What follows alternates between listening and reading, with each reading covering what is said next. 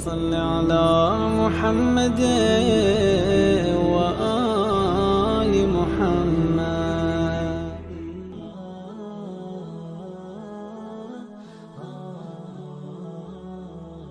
اعوذ باللہ من الشیطان الرجیم. بسم اللہ الرحمن الرحیم. الحمد للہ رب العالمین والصلاة والسلام علی سید الانبیاء والمرسلین حبیب الہ العالمین ابی القاسم محمد.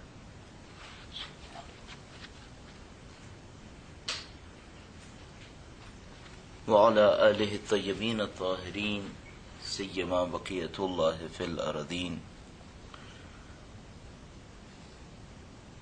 ماہ مبارک رمضان کی 11ویں دن کی دعا میں اہل بیت اطہار علیہ السلام نے ارشاد فرمایا ہے: اللہم حبب الی فیہ الاحسان وکرہ الی فیہ الفسوق والعصیان وحرم علی فیہ السخط والنیران بعونک یا غیاث المستغیثین.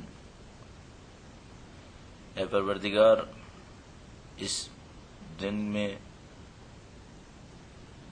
میرے لیے احسان کو محبوب قرار دے دے، اور اس دن میں فسق و فجور اور گناہ کو میرے لیے مکروہ قرار دے دے، اور اس دن میں میرے اوپر حرام قرار دے دے السخط والنیران، کہ تیرے غیظ و غضب کی طرف جاؤں اور آگ کے عذاب کی طرف جاؤں. بعونک یا غیاث المستغیثین، تجھے تیری مدد کا واسطہ اے مصیبت میں پکارنے والوں کی مدد کرنے والے. اس دعا کے اندر جو پہلی چیز طلب کی گئی ہے وہ یہ ہے کہ خداوندہ اس دن مجھے ایسا بنا دے کہ احسان میرے لیے محبوب ہو جائے. کسی کے ساتھ اچھائی کرنا احسان کہلاتا ہے. پروردگار عالم نے خود اپنی ذات مقدس کے لیے احسان کو تجویز فرمایا ہے. وہ خالق احسان کرنے والا ہے، اپنے بندوں پہ احسان کرتا ہے، نیکی کرتا ہے، سوائے خوبی کے اپنے بندوں کے لیے کچھ نہیں چاہتا. اور قرآن کریم میں ارشاد فرماتا ہے: هل جزاء الاحسان الا الاحسان، آیا احسان کی جزا احسان کے سوا کچھ اور ہو سکتی ہے؟ خالق متعال یہ چاہتا ہے کہ بندے دوسروں کے ساتھ بھلائی کریں، بندے نیکی کریں، جس طرح خود خداوند متعال کی ذات مقدس ایسی ہے کہ وہ اپنے ان بندوں کے ساتھ بھی نیکی اور احسان کرتا ہے جو اسے پہچانتے ہیں، جو اس کی عبادت کرتے ہیں، جو اس کے سامنے سر جھکاتے ہیں، اور ان بندوں کے ساتھ بھی نیکی اور احسان سے پیش آتا ہے جو خداوند متعال کے منکر ہیں، حتیٰ بالکل نہیں پہچانتے. نعوذ باللہ خداوند متعال سے دشمنی کر رہے ہوتے ہیں، خداوند متعال ان کے ساتھ بھی احسان سے پیش آتا ہے.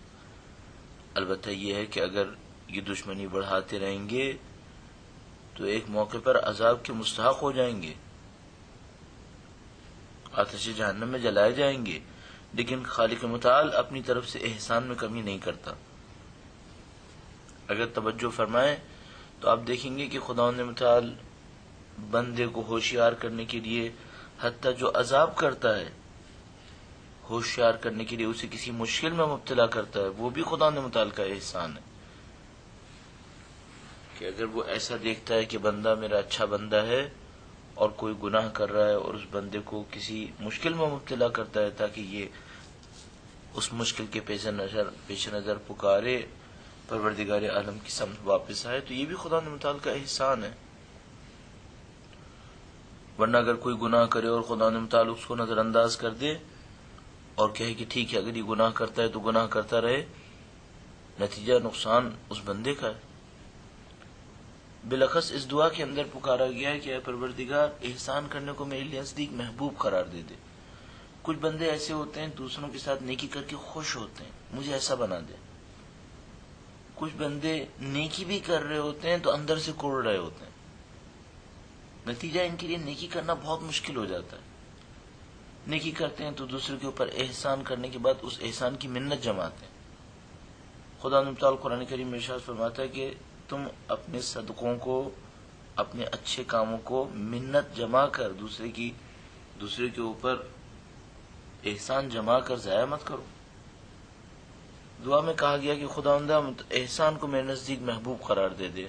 میں جب کسی کے ساتھ نیکی کروں، بھلائی کروں، یہ ایسا لگے جیسے میرا دل یہی چاہتا ہے کہ یہی کروں.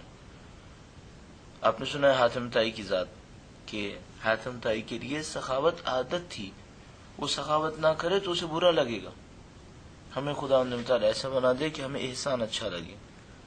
وَكَرِّ إِلَيَّ فِيهِ الْفُسُوقَ وَالْعِصْيَانَ، اور اے پروردگار اس دن میں گناہ اور معصیت کو میرے نزدیک برا قرار دے دے. میری طبیعت ایسی ہو جائے کہ مجھے گناہ برا لگے، مجھے نافرمانی بری لگے. آپ بہت اچھی طرح سمجھ رہے ہیں کہ آج کا معاشرہ بالکل الٹا معاشرہ ہے. یہاں اگر کوئی نیکی کرنے لگتا ہے، خدا متعال کی اطاعت کرتا ہے، تو نہیں معلوم اپنے آپ کو محروم سمجھنے لگتا ہے، اور اگر خدا متعال کی نافرمانی کرتا ہے نعوذ باللہ تو سمجھتا ہے جیسے اس نے پتہ نہیں کیا حاصل کر لیا. اس دعا کے اندر در حقیقت اسلام کی ثقافت کو زندہ کرنے کی بات کی گئی ہے کہ خدایا جو اسلام کی اصلی اقدار تھیں جو مر گئی ہیں، ان اقدار کو میرے اندر زندہ کر دے. ظاہر ہے اگر ہم چاہتے ہیں معاشرے کے اندر اسلام زندہ ہو، وہ اسلام افراد کے ذریعے زندہ ہوگا. اور وہ افراد کہاں سے آئیں گے؟ ہم خدا سے دعا کرتے ہیں خدا تعالی ہمیں ان افراد میں سے قرار دے دے جن کے ذریعے سے اسلام کی ثقافت نے زندہ ہونا ہے. احسان کرنے کو میرے نزدیک محبوب قرار دے دے. میں بندوں کے ساتھ نیکی کروں تو مجھے اچھا لگے، میری ذات گواہی دے کہ مجھے یہی کرنا چاہیے.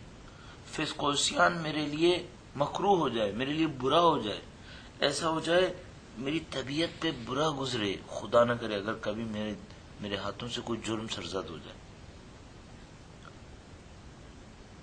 متقی اور پرہیزگار تو سوچ بھی نہیں سکتے کہ وہ گناہ کریں گے. ان کے لیے گناہ اتنا مکروہ ہے، اتنا برا ہے کہ اس کے تصور سے ہی بعض اوقات کانپنے لگتے ہیں. لیکن بدقسمتی سے آپ معاشرے میں ایسا نہیں پائیں گے.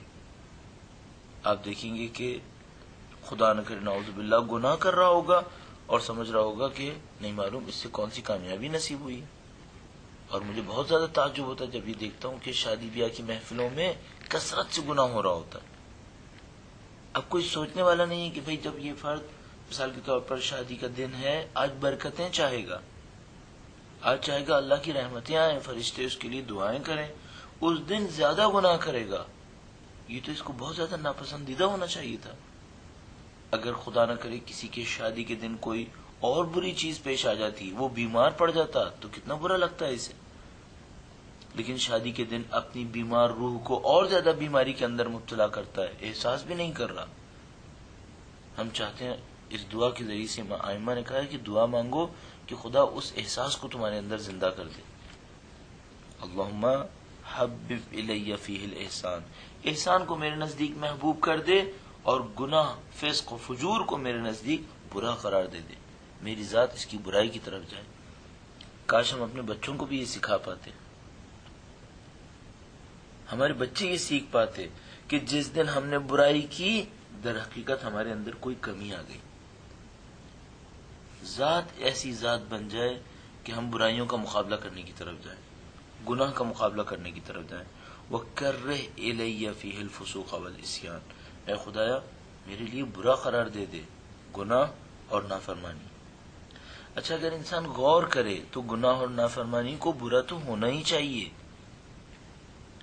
کیا کوئی انسان پسند کرے گا کہ اسے کسی بیماری کا وائرس لگ جائے؟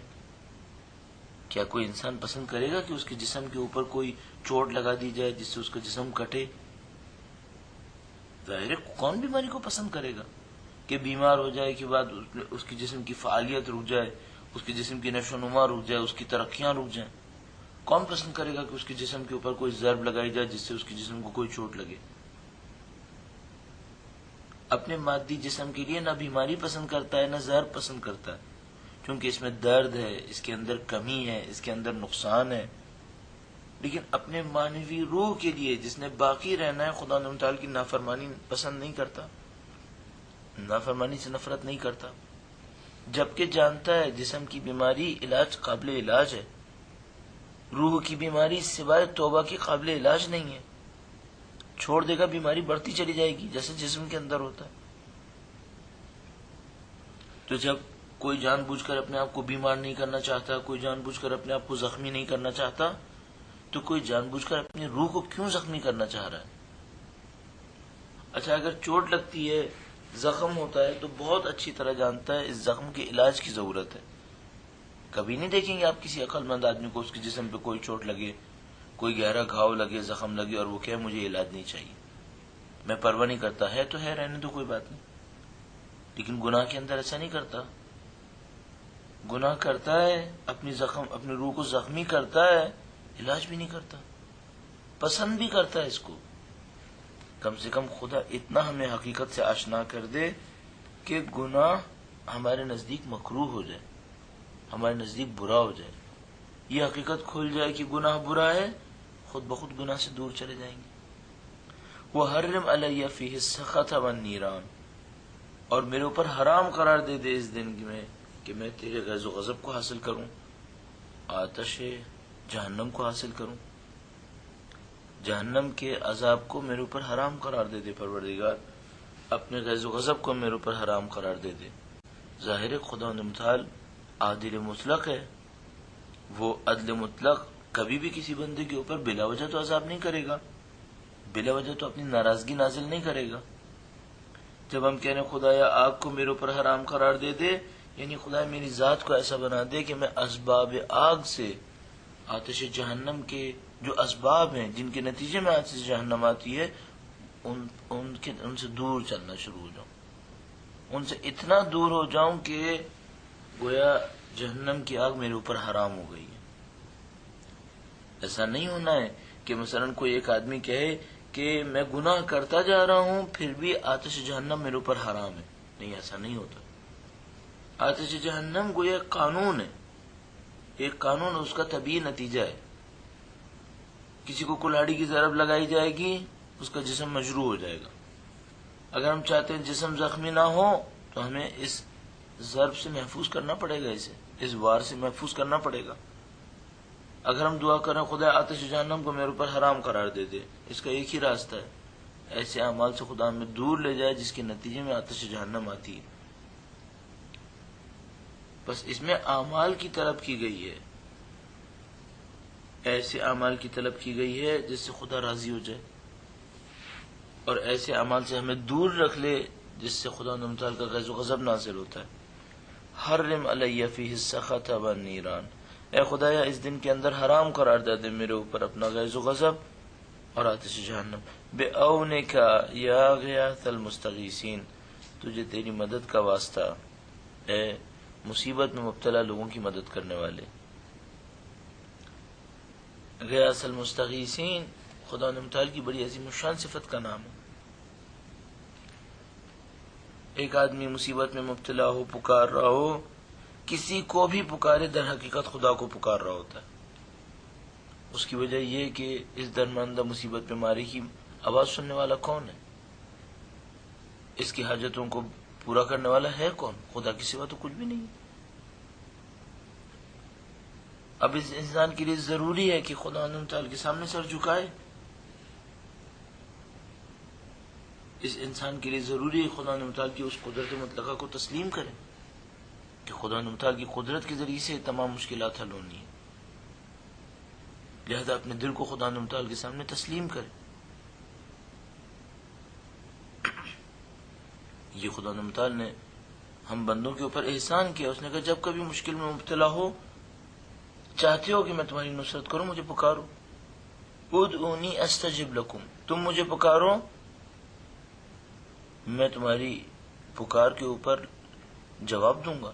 ادعونی استجب لکم اجیب دعوت الداعی اذا دعانی، میرے بندہ جب بھی مجھے پکارے گا، اجیب دعوت الداعی، میں اس کی دعوت پہ ہمیشہ جواب دوں گا.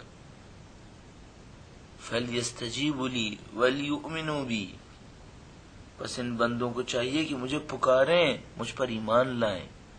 عجیب ہے، غنی بے نیاز قدرت فائقہ حاصل کرنے والا اپنے بندوں کو ایسے پکار رہا ہے جیسے اگر بندہ پکارے گا تو اس کی کوئی کمی پوری ہونی ہے. کمی خدا کی پوری نہیں ہونی ہے، بندے کی پوری ہونی ہے. لیکن وہ خدا اتنی محبت کرنے والا ہے، کہہ رہے فلیستجیبوا لی، پر مجھے پکاریں. ادعونی استجب لکم، تم مجھے پکارو، میں تمہاری بات پہ جواب دوں گا. یہ غیاث المستغیثین. اس خالق کا عجیب انداز ہے. اگر کوئی بندہ نافرمانی کرتا ہے اسے یاد دلاتا ہے کہ دیکھو میری قدرت کو یاد رکھو، اور اگر کوئی بندہ مصیبت کا مارا اسے مصیبت کو پکارے، کبھی احسان نہیں جماتا. وہ بے نیاز اپنی بے نیازی میں انتہائی نزدیک ہے، محبت کرنے والی ہستی. سمجھ میں آتا ہے کہ کس طریقے سے اس نے خاندان اہل بیت اطہار علیہ السلام کو انسانوں کی نصرت کے لیے بھیجا. اس کی محبتوں کا اظہار ہے. امیر المومنین کی ذات مقدس خدا متعال کی محبتوں کا اظہار ہے. سید الشہداء کا اس طریقے سے کربلا کے میدان کے اندر اپنی جان کی قربانی دے دینا در حقیقت خدا متعال کی محبتوں کا اظہار ہے. سید الشہداء نے انسانوں کے لیے راستہ رکھ دیا کہ انسان سید الشہداء کے نام کے ذریعے سے پروردگار عالم کا قرب حاصل کریں. خدا متعال کی محبتوں کا ایک بہت بڑا دروازہ سید الشہداء کی ذات مقدس ہے. ان تمام چیزوں کو ہمیں پہچاننا ہوگا ماہ رمضان کے اندر، تاکہ اس پروردگار عالم کے لطف و کرم کو حاصل کریں اور انشاءاللہ اس کی بارگاہ احدیت کے اندر قرب حاصل کر سکیں. خدا متعال سے دعا کرتے ہیں ہمیں اس مقام کو حاصل کرنے کی توفیق عنایت فرمائے. ربنا تقبل منا انك انت السميع العليم برحمتك يا ارحم الراحمين.